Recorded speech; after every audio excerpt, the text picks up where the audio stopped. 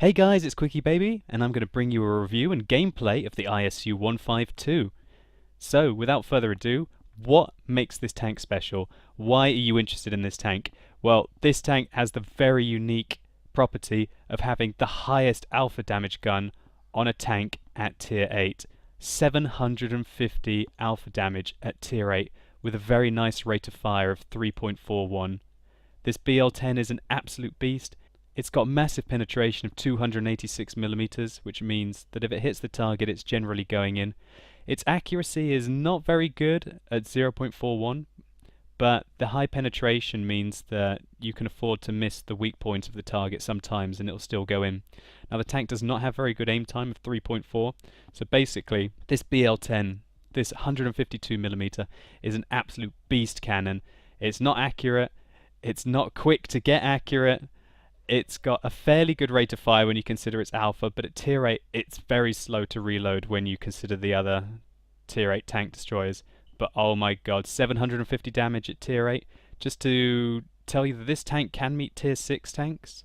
It can basically one-hit some tier 6 tanks if it rolls fairly well, and it can take 66% off most tier 7 tanks, and it can basically take half the health off any tier 8 tank in the game.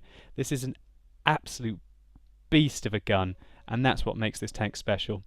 So let's take a look at the other stats, and instantly you're going to be rather underwhelmed. It's got 1,000 hit points, which is not brilliant for tier 8. This thing can be 2-hit by other tank destroyers, even though their alpha is not fantastic.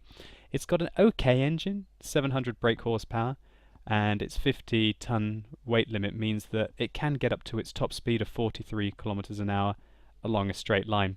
Now its traverse is not brilliant, 21, but that's okay for a tank destroyer.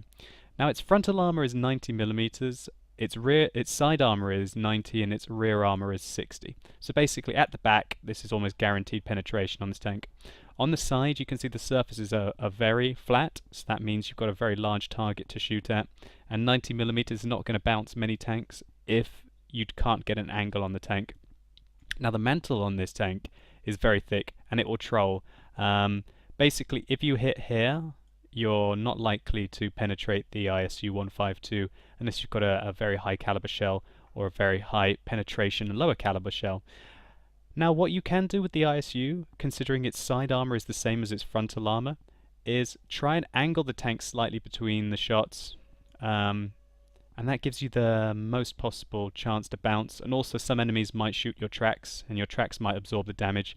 And considering that your rate of fire is 3.41, you've got some time to try and tank in between the shots. But generally this tank will fire and try and pull back as quickly as it can and try and hide between shots. That's usually the best possible thing to do with this tank. So, without further ado, now you know what we're going to be looking at, let's see some gameplay of this absolute beast in action. Okay guys, so we're watching the gameplay in the ISU 152. We can see that we're in a 49%er, which is not a very good matchup for me, considering that my average is 60%. So I knew that I was going to have to do some half-decent work in this game. So, the ISU has got an amazing alpha damage gun. I felt that I really wanted to hold the lower pass here. Sometimes you can take tank destroyers up the east on cliff. You might have seen me do that in the 1948 on one of my other replays, and if you haven't, I suggest you go and check it out. So basically I'm going to use the bushes that you see here to camp for a little while and hope that the enemies make a mistake and come and put pressure on us.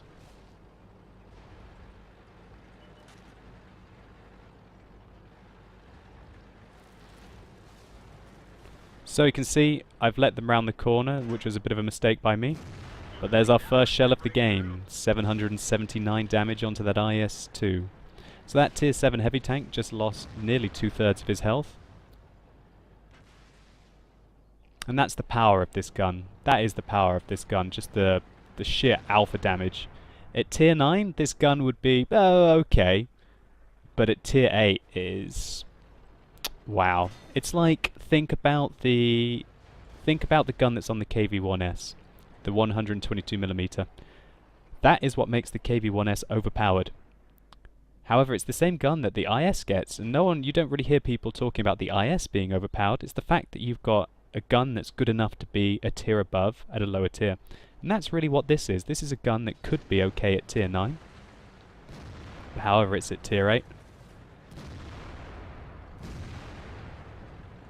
I took a chance to try and end the Tiger P's life there. And unfortunately, we didn't manage to hit him.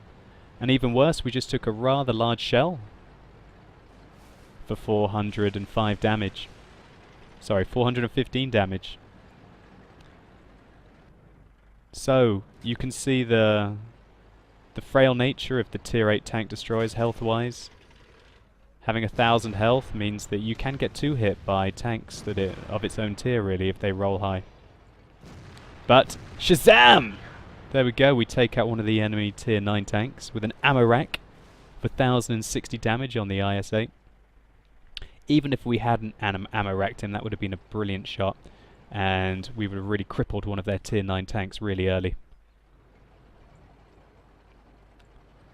So as we can see, I'm just being patient. I'm looking around, seeing how the game's going to develop. I'm worried about this IS-8 and the E75, the fact that there are 2 tier 9 heavy tanks down here. I'm trying to encourage the E75 to attack right now.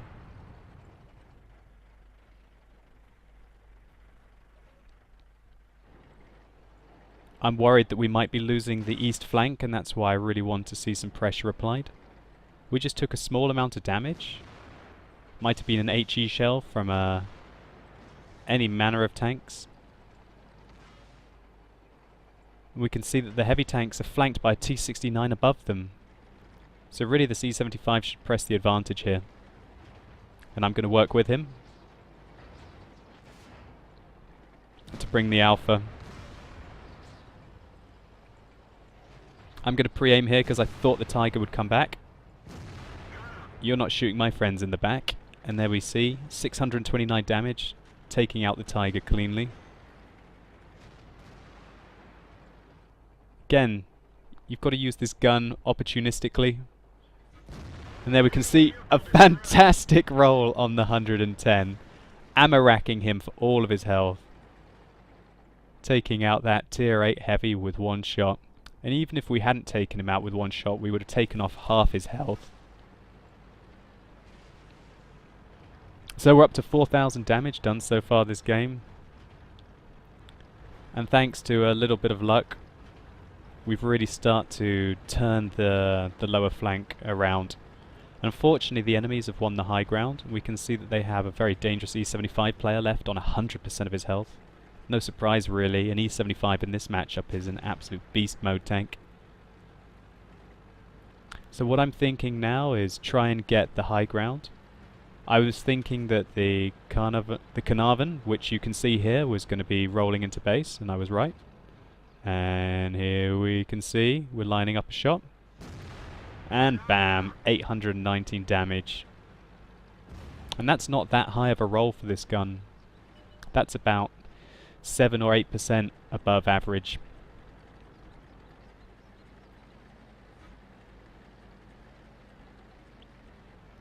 So we've done 4,700 damage, 4 clean kills, thanks to the ammo racks that we put out. Here we can see an ISU ahead of us. Sorry, make that an SU 152. So that's the tier 7 tank, that's the one before the ISU that you see me driving now. And I try and get into position to aim my shot. I fired because you saw that he was going to get behind the rock and I would no longer have had a shot on him, so I would have lost my opportunity to shoot him. It was a bad shot though. I was just hoping for luck really. And again, a bit of poor play by me. I misjudged my aim time and my reload rate, so we didn't get the second shell.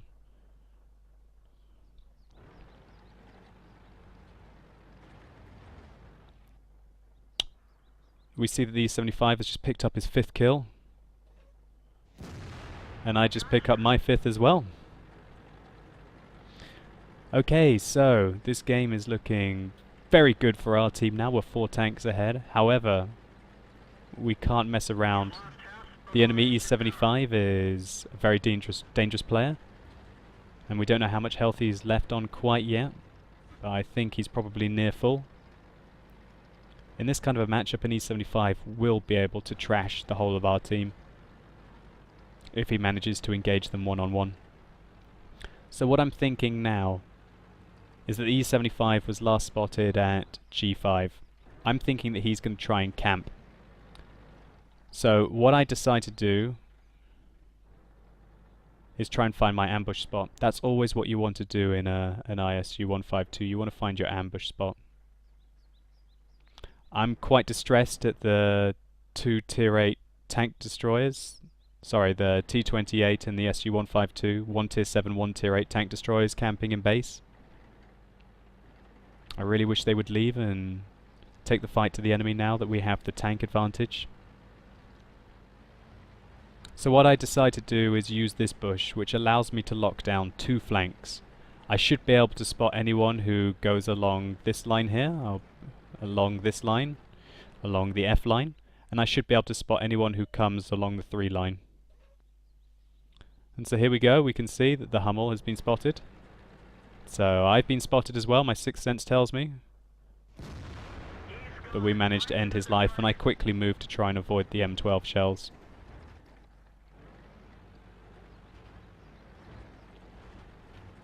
So you can get yourself up this cliff, as you guys will likely know. And, oh my word, I've been ambushed by an E75 who misses his shell. I go up to try and put some pressure on him. Between his reloads, the E75 takes quite a long time to reload, nearly as long as this tank. And, oh dear, I'm in trouble. An E75 which I cannot one-hit. I'm trying to hold him in position and hope that artillery lands shells. When I feel that he's going to put his aggression up, I decide to put one more shell into his tank before I go out. That one shell might have been the difference for my team. We managed to do over 6,000 damage, and we'll look into a bit more details at the end. And that fortunately was our 6th kill, but the E75 also killed me for 6, so we're going to find out who's going to get more experience. So I'm just going to speed the game up so you guys can see how this finished. The IS went into the base, killed the artillery, and then our artillery smashed the E75 with a nice counter battery. I was quite happy about that, because as you're going to see in the after game reports, it allowed me to get my top gun because the E75 didn't get his 7th kill. So here we can see the after game stats for that ISU game. This was my mastery badge. We managed to do 6,181 damage, which is a fairly healthy amount for a tier 8 tank. We can see that we were able to do significantly more damage than most of our team combined. And we can see that the E75 on the enemy team did do quite a lot as well. However, we were the one who were able to take down the top gun with our larger amount of experience gained. The T69 on my team had a good game as well. We could see him in the middle of the game, situated above, shooting down on the opponents, being very opportunistic, picking up 4 kills and putting out a fairly good amount of damage as well. So I think really I showcased the potential of the ISU here. It's got to be a very opportunistic tank destroyer. I'm going to be keeping it. I'm definitely going to be keeping this tank, even though I've already researched the object, which I will be buying soon. I think this is a fantastic tank. It's got a huge rate of fire for having 750 damage at tier 8. This tank would still be good even if they reduced the rate of fire by maybe 25%. It would still be strong. But the DPM that this tank can put out if it's allowed to free shoot is amazing. However, I definitely recommend to try and avoid taking any shells if at all possible, and angle your tank in between shots to just try and weather a little bit of that storm. I love the ISU. It's an absolute troll beast, and I fully recommend this tank. So guys, I hope you've enjoyed. Thanks a lot for watching. I live stream on Tuesdays, Thursdays and Sundays on www.twitch.tv/QuickieBaby. And if you've enjoyed this, then please think about rating it at the bottom. I'd really appreciate it. And tell me what you think about the ISU in the comments at the bottom. As always guys, you've been epic. Thanks a lot, and hopefully I'll see you soon.